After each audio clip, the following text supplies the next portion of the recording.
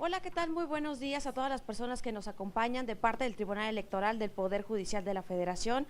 Asimismo, invitarles a continuar en estas actividades que está llevando a cabo el Tribunal Electoral en el stand número 23F, como parte de esta Feria Internacional del Libro de Guadalajara. Y pues bueno, en esta mañana vamos a hacer la presentación del libro 50 lecciones de justicia electoral, y para esta actividad vamos a contar con la maestra Cruz Lucero Martínez Peña, quien es secretaria de Estudio y Cuenta en la Sala Superior del Tribunal Electoral del Poder Judicial de la Federación, para desarrollar la actividad correspondiente. Muchas gracias y buenos días.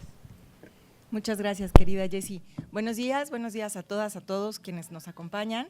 Pues el día de hoy estamos aquí para la presentación del libro 50 lecciones de justicia electoral. Para ello nos acompaña la doctora Roselia Bustillo Marín, quien es… Un aplauso, por favor. Ella es secretaria de Estudio y Cuenta en la Sala Superior del Tribunal Electoral del Poder Judicial de la Federación. También nos acompaña el doctor Marcos Francisco del Rosario Rodríguez, quien es director del Departamento de Estudios Sociopolíticos y Jurídico del Instituto Tecnológico y de Estudios Superiores del Occidente. Un aplauso, por favor. También para presentar este extraordinario libro está el doctor Cliserio Coello Garcés, quien es secretario instructor en la Sala Superior del Tribunal Electoral del Poder Judicial de la Federación. Bueno, y sin mayor preámbulo, le cedo el uso de la voz al doctor Marcos del Rosario. Por favor, doctor. Muchas gracias.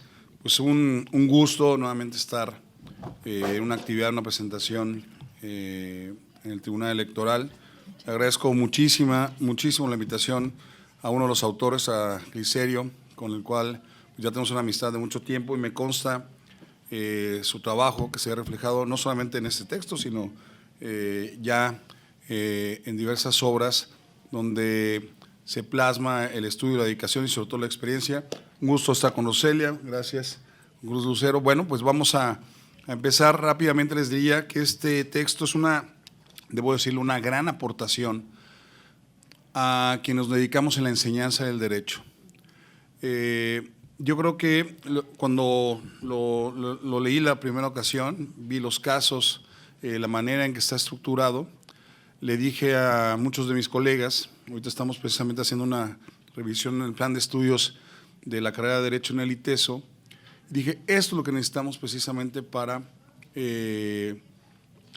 enseñar y generar un aprendizaje sólido en los estudiantes. Y lo digo no solamente porque está aquí uno de los autores, sino que efectivamente buena parte de nuestra formación, los que somos abogados y abogadas que venimos ya desde hace un tiempo trabajando en el derecho, y sobre todo los que nos dedicamos a la investigación y a la enseñanza, sabemos que en las aulas de las distintas universidades, no solamente universidades públicas, sino también privadas, la forma en que se enseña el derecho tiene que ver todavía, buena parte, con una enseñanza normativa del derecho, ¿sí? Es decir, seguimos todavía enseñando lo que la ley vigente o la Constitución, dicho sea de paso que se está modificando cada día, establece, y pocas veces hace una reflexión de cuál es la lógica, la ratio de una disposición normativa. Eso por un lado, pero también hay otro tipo de enseñanza jurídica que tiene que ver con planteamientos teóricos, ¿sí? Lo que nos demandan buena parte de los alumnos y alumnas que están estudiando o que egresan, y vuelvo a decir, de las distintas facultades, tiene que ver con que no hay una enseñanza práctica, ¿sí? Es decir, cuando no hay una lógica de entender por qué y para qué y cómo lo aplico, muchas veces se pierde la razón de ser, ¿sí? Este libro de alguna manera lo que plantea es cómo las y los alumnos pueden aprender a través de casos emblemáticos, paradigmáticos, sobre los temas torales en el derecho electoral. Yo creo que los casos fueron elegidos de forma muy pertinente, muy oportuna, y en ese sentido creo que quien tenga en sus manos este texto se va a dar cuenta de la labor que ejerce el Tribunal Electoral como Tribunal Constitucional, el papel de un órgano garante en la tutela de los derechos, y eso se transmite de manera didáctica, de manera muy precisa sobre cuál es la labor y lo que un profesor o una profesora tiene que transmitir. Este texto de alguna manera invita a plantear un conocimiento de cómo se debe desarrollar y cómo se debe enseñar el conocimiento jurídico a través del método del caso. A ver, el método del caso no solamente es contar una anécdota o decir en qué consiste una resolución, no, sino que se plantea un principio, un derecho, se desarrolla, se establece el contenido y el alcance, se refieren los hechos y luego se explica de manera estructurada por qué un tribunal, en este caso el Tribunal Electoral, resolvió de esa manera. A ver, un alumno, si le planteamos a una alumna qué implica la libertad de expresión en el contexto político electoral, yo puedo estar una hora señalando qué implica, cuál es el desarrollo, cuál es la naturaleza de la libertad de expresión, las variantes o las variables que existen en su ejercicio en un contexto electoral, pero a lo mejor quedaría solamente en eso y no entenderían cómo se plasma, cómo se materializa, cómo un tribunal efectivamente custodia y garantiza un derecho en concreto. Si estamos hablando de la libertad de expresión, pues la libertad de expresión. Yo, si me lo permites, mi querido Criselio, voy a tomar este texto y lo voy a replicar en el sentido de así tenemos que enseñar, bueno, puede ser 50 o 100 lecciones o 20 o 25, no necesariamente voy a tomar las 50, pero imagínense enseñar en materia penal, mercantil, en filosofía del derecho, por ejemplo, en materia constitucional, en procesal constitucional, sentencias paradigmáticas que le permitan a quien está estudiando derecho entender y saber por qué se aplica de esta manera por parte de un tribunal una tutela efectiva. Ahora, debo decirlo, creo que la gran aportación de este texto no se limita a que sea un texto para abogados y abogadas o para quienes están estudiando derecho. Cualquier persona, y creo que esa es la gran aportación, puede leer este texto y entender cómo resolvió el Tribunal Electoral un caso determinado. Es un lenguaje accesible, es un lenguaje que, si bien es cierto, se cuida lo jurídico, porque está escrito de manera impecable, sí permite a las y los ciudadanos comunes entender y saber por qué se planteó de esta manera. Uno de los grandes retos que tenemos, yo diría, y con esto concluiré, hay dos retos que tenemos para la enseñanza del derecho. Hacer un conocimiento sí teórico, pero sobre todo práctico, para que ese conocimiento tenga una mejor aplicación. Pero también tenemos un reto, quienes nos dedicamos al derecho, que es precisamente transmitir los conocimientos en un lenguaje accesible.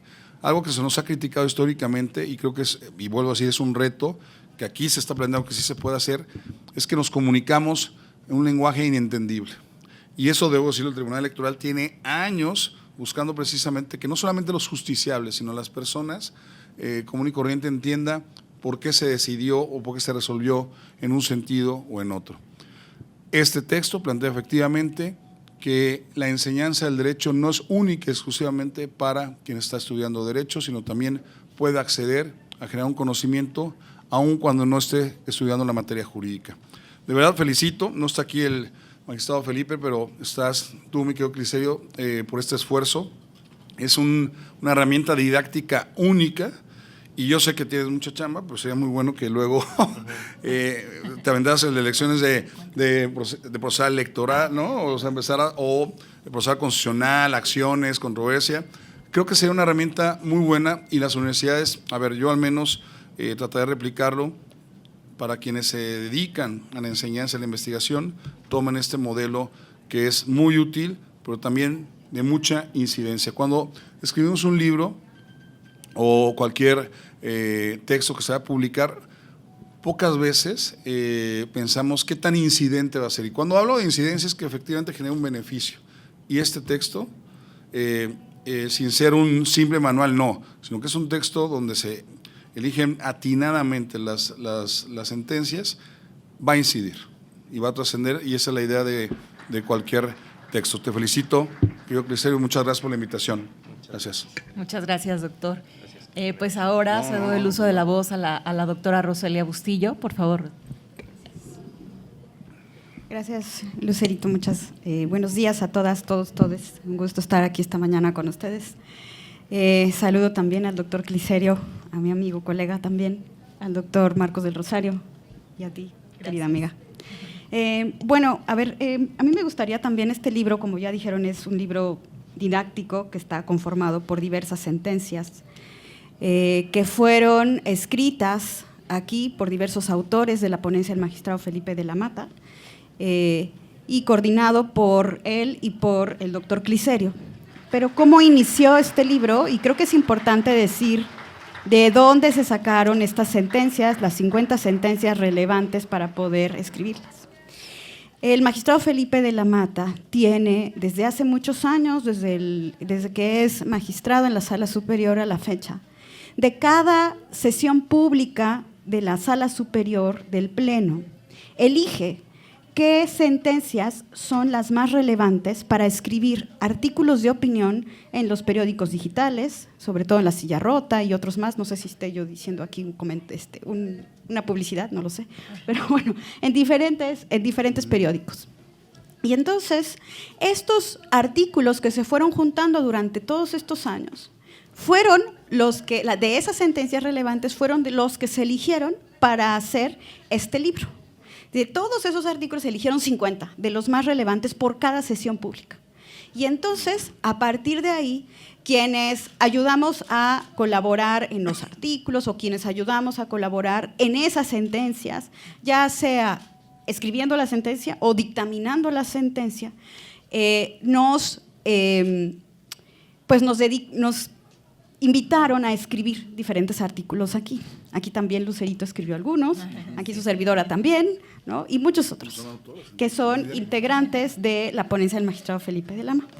Entonces, a partir de ahí es que se conformó, y con la dirigencia del doctor Cliserio, fue quien nos guió para escribir estos artículos a partir de que sean tres hojitas de cada artículo de los que están aquí, que reflejan cada sentencia, pero en cada sentencia ustedes van a ver que nada más vienen, pues, por ejemplo, 4 puntos específicos, que son la introducción de la sentencia, el análisis del caso, qué se decidió, una conclusión y al final, que es la didáctica, que era lo que refería el doctor Marcos del Rosario, viene un cuestionario, 5 preguntas, 6 preguntas del caso.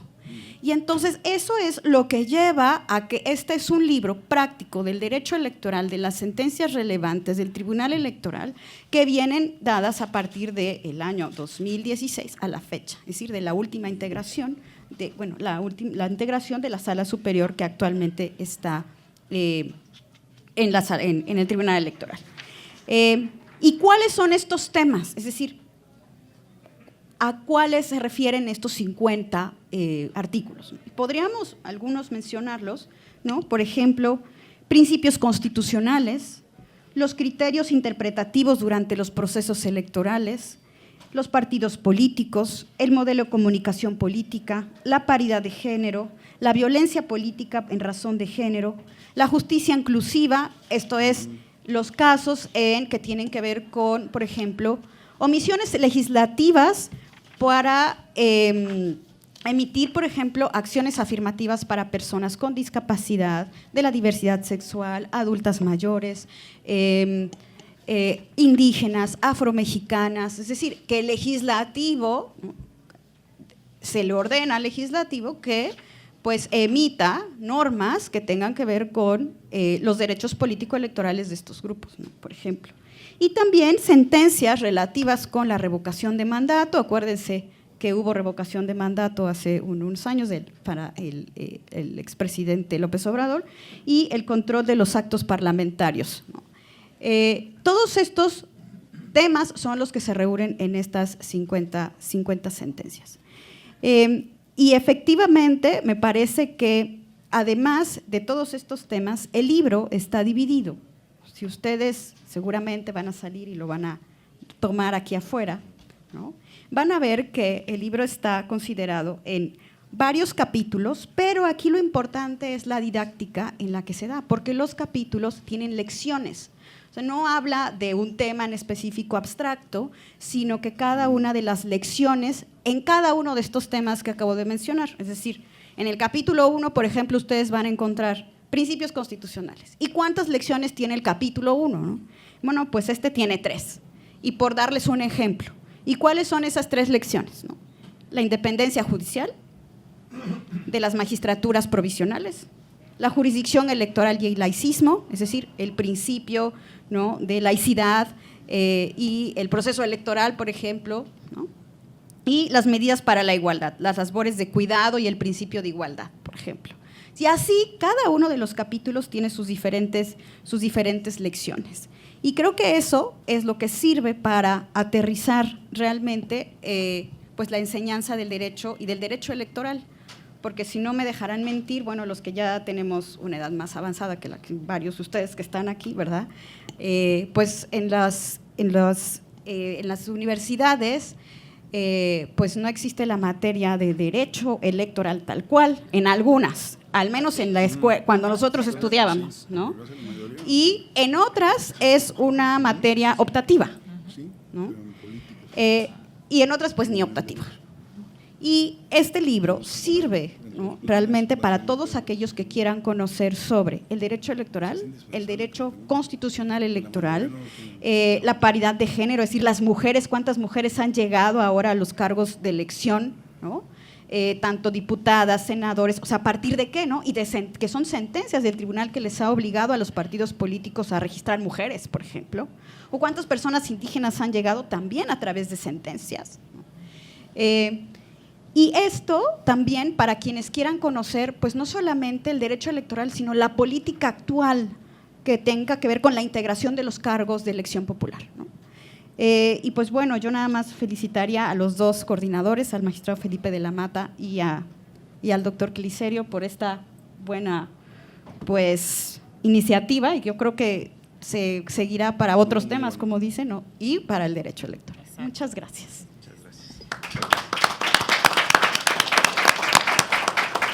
Muchas gracias, querida Rose. Ahora cedo el uso de la voz al doctor Cliserio Coello. Por favor, doctor. Muchas gracias, muy buenos días. Siempre es un honor, un gusto poder presentar una obra en esta extraordinaria Feria del Libro, pero sobre todo con una espléndida mesa de juristas a quienes yo les tengo especial reconocimiento y aprecio, porque pues han destacado en el ámbito del derecho electoral, no solo en la práctica, con, digamos, el ejercicio profesional, sino también en el ámbito universitario, como es el caso de Marcos de Rosario, que dirige la carrera de Derecho en el ITESO, y la actividad académica que tiene Roselia y Cruz Lucero a través de publicaciones, además del trabajo práctico que se hace en el tribunal. Y destaco esto porque este libro trata de cumplir un objetivo práctico o didáctico, el libro que presentamos el día de hoy. Pero yo quisiera agradecerles a quienes están hoy comentando esta obra, porque decía Dolina, pocas personas escriben libros sobre los libros, ¿no? Lo normal es escribir libros, pero no escribir libros sobre los libros. Bueno, Irene hizo una novela muy bonita que fue muy famosa recientemente, en donde escribe sobre la historia de los libros, ¿no? Pero salvo, son muy contadas las obras de quienes escriben sobre los libros, y Dolina, Alejandro Dolina, dice que la presentación de los libros es un buen motivo para ver a los amigos, ¿no? Digamos, ese es, digamos, el objetivo número 1 que menciona Dolina. Y luego dice, bueno, y también para poder difundir la obra.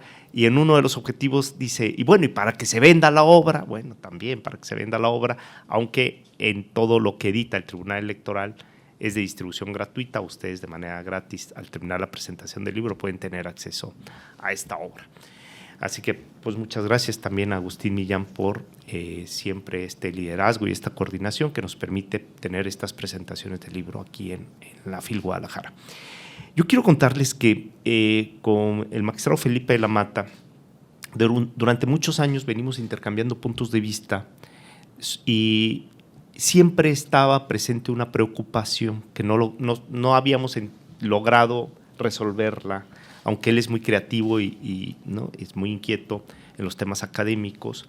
Y una de las preocupaciones que veníamos comentando es que veíamos que la enseñanza del derecho era eminentemente teórica. Cuando llegan los jóvenes al Tribunal Electoral a trabajar, pues difícilmente saben derecho procesal, pero peor aún, nunca han leído una sentencia.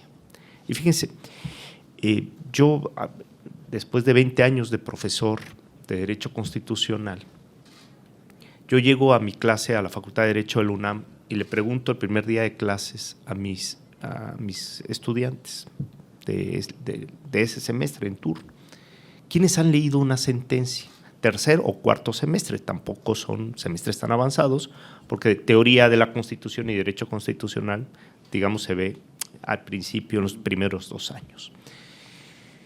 Pero en derecho constitucional, yo les pregunto, ¿quiénes han leído una sentencia? Y nadie levanta la mano. 40, 45 alumnos, nadie levanta la mano. Y luego digo, bueno, a lo mejor estoy pidiendo demasiado, sobre todo unas sentencias como las que escriben algunos compañeros de 400 hojas, ¿no? Inentendibles. Bueno, pues entonces a lo mejor es pedir demasiado que alguien haya leído una sentencia. Y digo, bueno, un resumen de un caso, y no levanta la mano nadie. Bueno, una jurisprudencia, tampoco. Y fíjense, la primera vez que hice esta pregunta es porque yo quería comprobar lo mal que estaba la enseñanza del derecho, que no enseñábamos a la luz de las sentencias o de los casos o de la práctica jurídica. Y también hacer una reflexión sobre cómo enseño yo el derecho. O sea, una reflexión autocrítica mía como profesor de ir a hacer planteamientos teóricos que no tienen un reflejo práctico.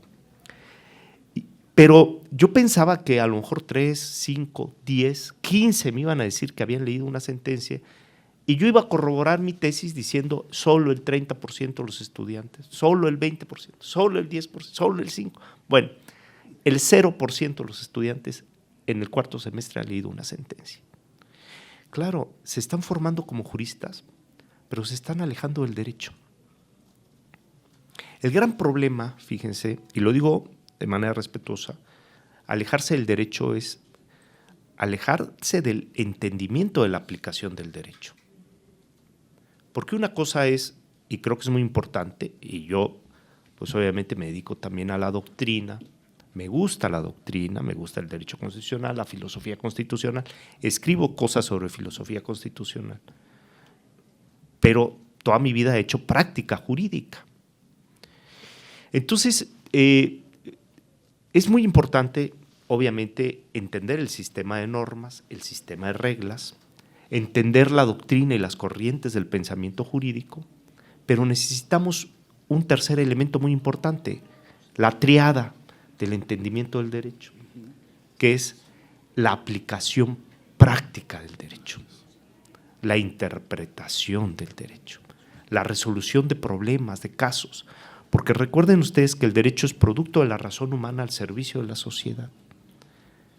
Y la forma de poder contribuir al desarrollo de la sociedad es a partir de la aplicación del derecho. Este tercer elemento de la triada, ¿no?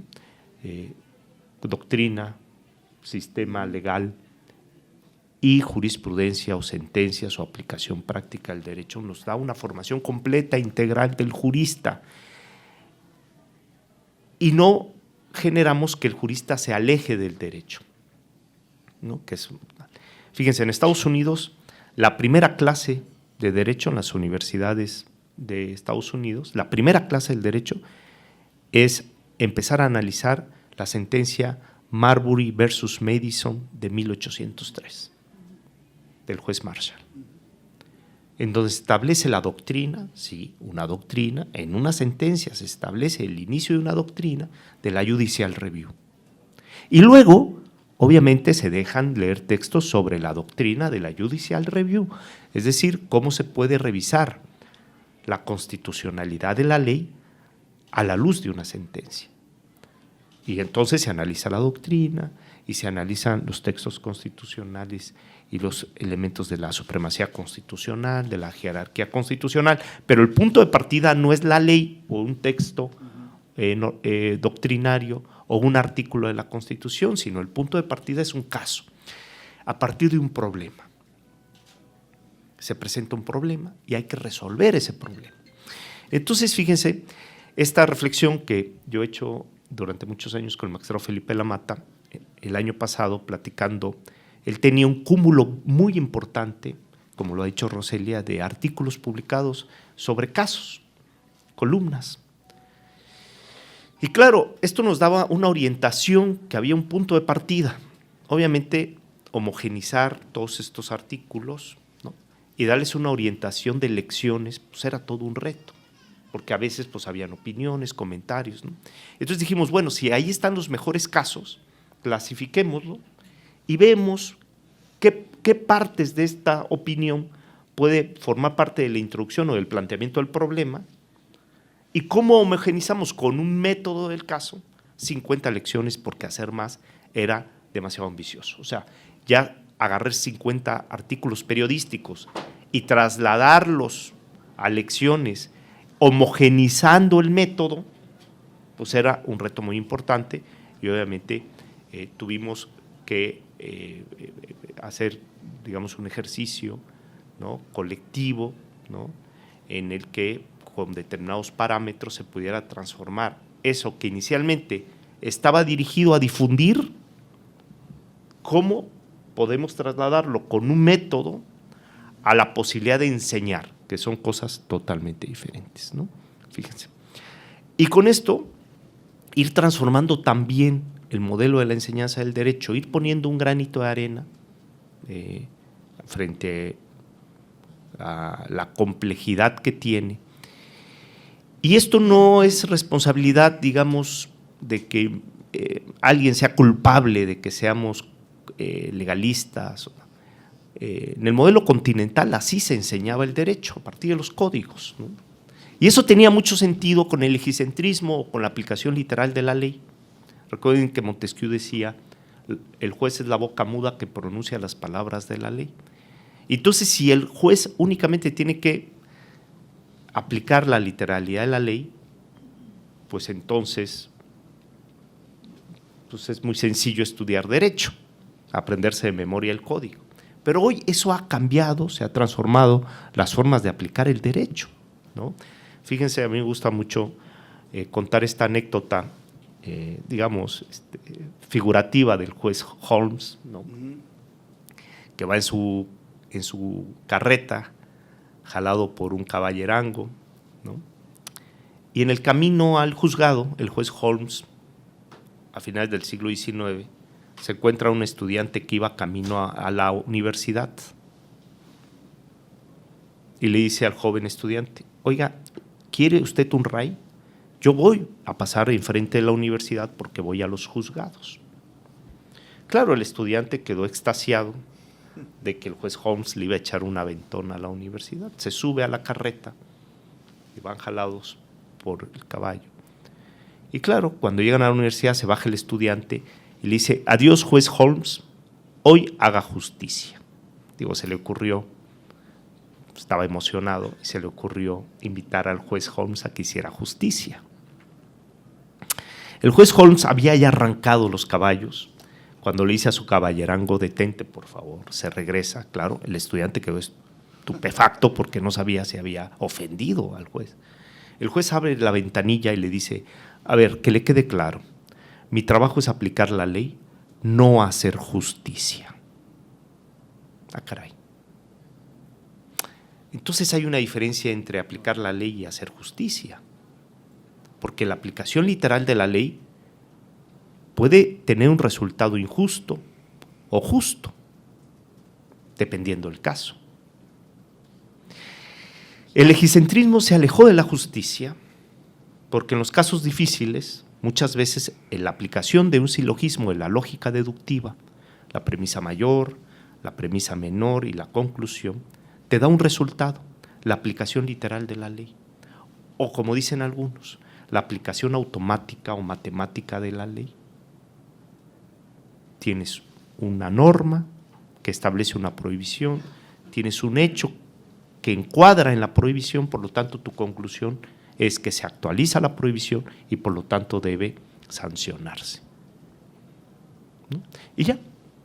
Y entonces todo el mundo nos vamos temprano a casa en la judicatura porque no nos quebramos la cabeza si el resultado es justo o es injusto. Pero nos tenemos que quedar a desvelarnos cuando empezamos a cuestionar si el resultado es justo o es injusto y si el derecho debe seguir estando alejado de la justicia o la justicia es un principio en el derecho. Como dice Zagrebelsky, cuando se aplica el derecho siempre hay una aspiración de justicia, ¿no? Si no, pareciera que hay una insatisfacción en la aplicación del derecho, ¿no? Y bueno, hoy ha cambiado la forma de aplicar el derecho y hoy cobra mayor relevancia acercarnos a una de las fuentes del derecho, que es la jurisprudencia, las sentencias, los casos, y reconciliar a los juristas con el derecho. Perdón que lo diga, pero si los juristas no se acercan a las sentencias, pues se han alejado de la práctica jurídica, se han alejado del derecho, que es el instrumento para transformar las realidades, ¿no? Y para hacer justicia, y para mejorar la aplicación del derecho, ¿no? Y hoy, precisamente, estamos en un momento en donde los jueces están en el centro del debate y de la discusión. Cómo la sociedad encuentra en la judicatura, en los jueces, una identificación porque resuelven las causas difíciles, porque hacen justicia, porque ejercen la justicia con sentido social, porque logran resolver los problemas de la sociedad, no con desechamientos, con revocaciones para efectos, no con formalidades, sino entendiendo al derecho como producto de la razón humana al servicio de la sociedad.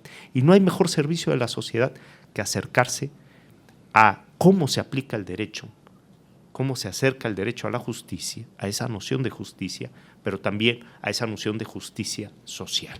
Es decir, cómo se transforman realidades, cómo se generan mejores condiciones de igualdad a partir de la práctica jurídica, y eso solo lo podemos hacer si tenemos herramientas para acercarnos a la práctica. Yo de verdad estoy muy contento que el magistrado Felipe de la Mata Pisaña haya tenido, digamos, esta iniciativa de que pudiéramos caminar a explorar las lecciones de la práctica jurídica en un formato diferente, porque tampoco queríamos hacer un prontuario, como se llamaba antes, ¿no? Tiene nombre de dinosaurio, ¿no? Los prontuarios eran unos libros de este tamaño, ustedes son muy jóvenes, a lo mejor se van a encontrar en una librería de viejos, un prontuario, bueno, yo, las señoritas que están aquí no, porque son muy jóvenes, pero yo y Marcos, que es más joven que yo, seguramente no se acuerdan o no lo vieron nunca, pero yo estudié con los prontuarios. Y eran formatos, o como se le llama ahora, una palabra prohibida, machote, ¿no?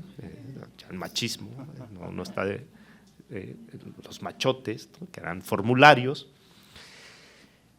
Y hace 2 años, con el magistrado Felipe de la Mata, en estas preocupaciones por cómo logramos abrir o fortalecer esta tercera parte que está muy débil del derecho, al menos de nuestra materia, el derecho electoral, el derecho constitucional, hicimos los formularios de la justicia electoral, una obra colectiva, en donde hicimos todos los formularios, todos los machotes, y están en línea. Entonces, si alguien quiere prestar una demanda en materia para anular una casilla o por el registro de una candidatura, entonces ahí están los formularios y están en línea en la editorial Tirán Lo Blanche. Y después, cuando el año pasado que presentamos aquí en la FIL Guadalajara esa obra, al terminar, el magistrado de la Mata me dijo: Cliserio, tenemos ahora que, te tomo la palabra, tenemos ahora que seguir con esta línea, pero más que formatos tenemos que explicar las sentencias a partir del método del caso. Y entonces nos dimos a la tarea de clasificar, ¿no?, de establecer un estándar, una metodología, con la participación de las compañeras y compañeros de la ponencia del magistrado Felipe de la Mata, y logramos este producto que esperemos que sea el primero de muchos y que otros autores, otros doctrinarios también hagan obras de la práctica jurídica en sus diferentes ámbitos y vertientes. Muy bien. Por eso tenemos hoy 50 lecciones de justicia electoral, está en línea, es un libro que se puede consultar gratis en la plataforma del Tribunal Electoral.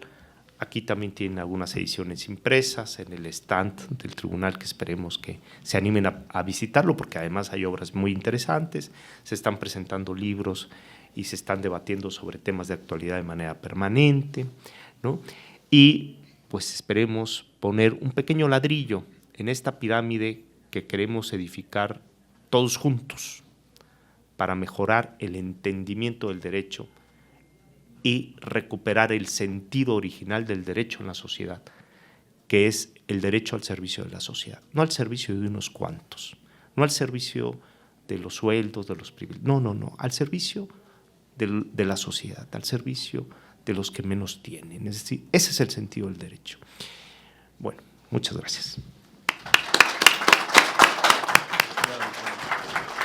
Doctor, muchísimas gracias. Pues ya ven, ¿qué más les puedo decir yo de la obra? Es una excelente obra con independencia de la materia a la que se dediquen.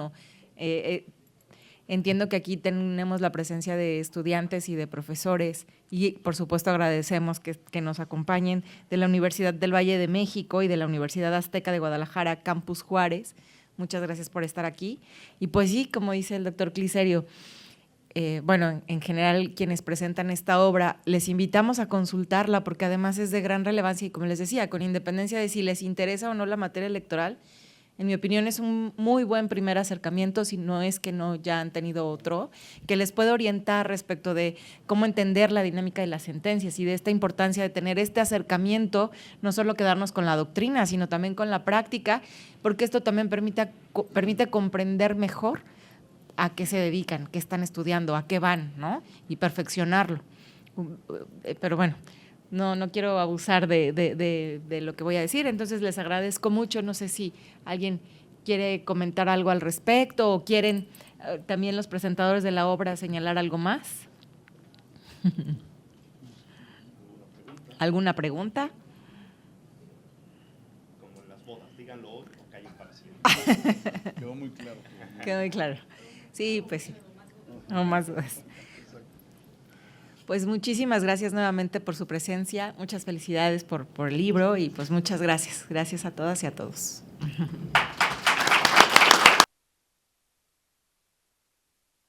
Ahora le voy a pedir al doctor Millán, por favor, si nos puede ayudar con la entrega de reconocimientos. Muchas gracias.